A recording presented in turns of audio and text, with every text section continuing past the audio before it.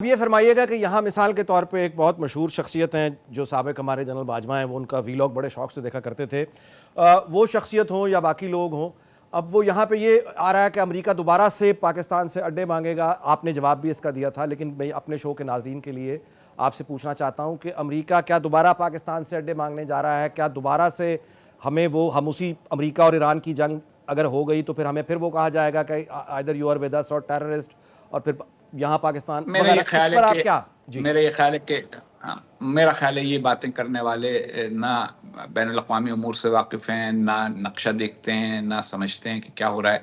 دیکھیے 9/11 کے بعد 2001 میں امریکہ کے پاس اس پورے خطے میں کوئی اور اڈا تھا نہیں، اور ان کے پاس یعنی فضائی آپریشنز کرنے کے لیے، اور پھر افغانستان میں ان کا زمینی آپریشن کا بھی ارادہ تھا اگر آپ کو یاد ہو. جی پھر جب انہوں نے افغانستان میں حکومت قائم کر دی ایک، اور اس میں اپنا تسلط بھی بنا کے رکھا، تو ان کو مستقل اس فوج کو سپورٹ کرنے کے لیے، اس کو سامان کی رسد کے لیے ایک ایسے ملک کی ضرورت تھی جس کے پاس ایک بندرگاہ بھی ہو، جی اور جو افغانستان کے پڑوس میں، تو وہ ایک ہی ملک تھا پاکستان. اب ایسی صورتحال نہیں ہے. امریکہ کے اڈے کہاں کہاں ہیں ذرا دیکھیے آپ. بحرین میں ہیں، قطر میں ہیں، متحدہ عرب امارات میں ہیں. ان کی فوجی رسائی کہاں تک ہے؟ ترکی میں ہے، جو کہ ایران کے بالکل پڑوس میں، اور جس کے ایران سے کوئی بہت خوشگوار تعلقات نہیں ہیں. یہ تو پاکستانیوں کا رومان ہے نا کہ اردوان بھی مسلمان ہے، جی ایرانی حکمران بھی مسلمان ہیں، عرب بھی سارے مسلمان ہیں، تو سارے مسلمان ایک اور نیک ہوتے ہیں. ایسی بات نہیں ہے. ہر ایک کے اپنے اپنے قومی مفادات ہیں. ترکی جو ہے وہ نیٹو کا حصہ ہے.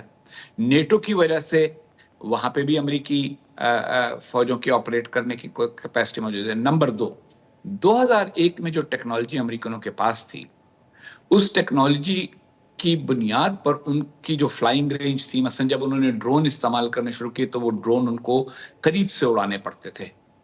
اب ان کے پاس ایسے ڈرون کی کیپیبلٹی ہے. دیکھیں نا، اگر ایران سے ڈرون بھیج سکتا ہے اسرائیل تک، تو امریکہ کے لیے کیا امر مانے ہیں کہ وہ بحر عرب میں یا خلیج عرب میں اپنے جہاز کھڑے کر کے وہاں سے ایران کے اوپر بھیج دیں ڈرون.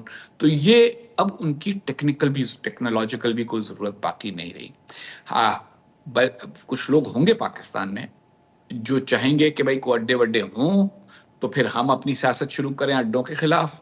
کچھ لوگ ہوں گے جو اس امید پہ ہوں گے کہ اڈے وغیرہ بنیں تو کچھ پاکستان کے پاس وسائل آئیں، ڈالر آئیں، تو کوئی بہتری کی صورتحال پیدا ہو. مگر ان سب کی خواہشات میرے یہ خیال ہے کہ ایک حقیقت پسندانہ تجزیے پر مبنی نہیں ہے. اچھا، اب اس سلسلے میں اس